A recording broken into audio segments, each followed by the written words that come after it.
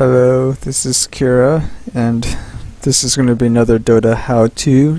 Today we're going to be jungling with our good friend Axe. Axe is a Scourge strength hero who is very well known for jungling. However, there is one caveat to his jungling, which is that he needs a lot of luck.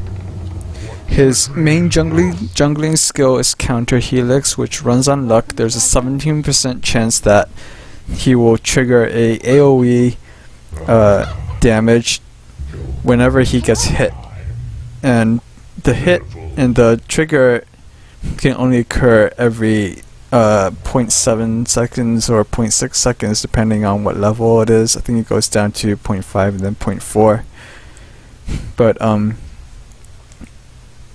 basically Axe is a luck based jungling, but if he's very lucky he can get more gold than even top junglers like Enigma.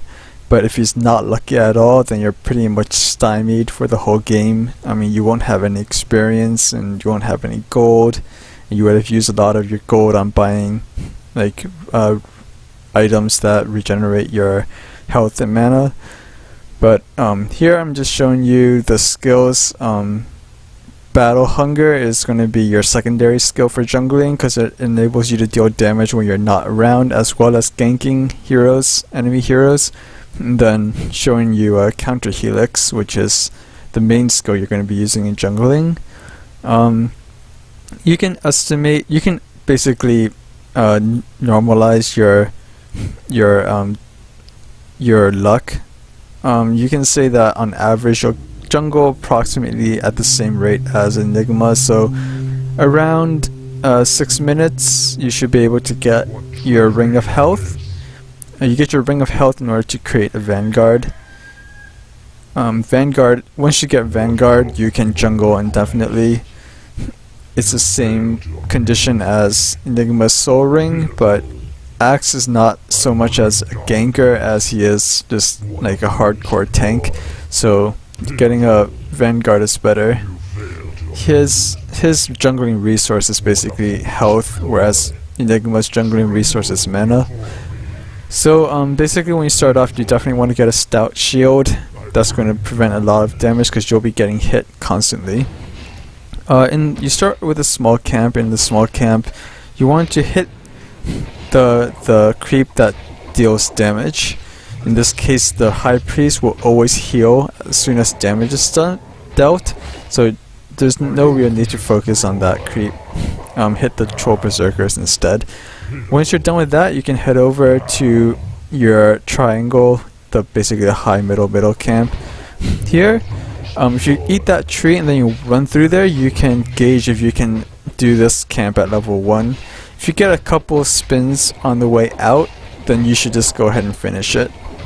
Even at level 1, if you get a lot of spins, as you can see, you can easily clear out that camp, and that's a very nice 1.5 levels there. Depending on your HP, if it's pretty high at that point, you can go and do the middle camp on the right, but if your HP is like half or lower, you should just heal up with your Tango and go back to the small creep. In this case, we had under 300 HP, so let's just head off to the small creep. In this case, I'm forced to buy the Crow, the Flying Courier, as well as the Courier. That's 400 gold off of you. If you're able to get someone else to buy the chicken and the Flying Chicken for you, you can use that gold to get your Ring of Health much earlier. Besides that, you can do the same trick here as shown. You can take a peek and see what's over there, and then decide between the two middle camps which one you want to do. Any camp in the middle besides golems and centaurs are probably preferable. If you can choose between the two of them, you would pick the not centaur or the not golems, just because they have only 2 creeps there, which reduces the chance that you can get spins off. What you want to do with like centaur camp or any camp which has a really strong creep is you want to use Battle Hunger on it. Since neutrals will not be killing anything else, Battle Hunger is going to do its full duration damage to the creeps. So that's a very good way of weakening really strong creeps, and then as you can see, you can take them out with minimal damage. Using Berserker's Call is much less effective because the duration of Berserker's Call is very, very short compared to Battle Hunger. And after all, free damage is preferable. And what you can do is you can always just Battle Hunger them and then just let the duration go on. You don't have to commit yourself to that creep camp once you use Battle Hunger. This is a pretty neat trick. You can always keep in the back of your mind if you decide to do that. If you get low on HP, just go back to base, use a chicken, and buy your regenerative items.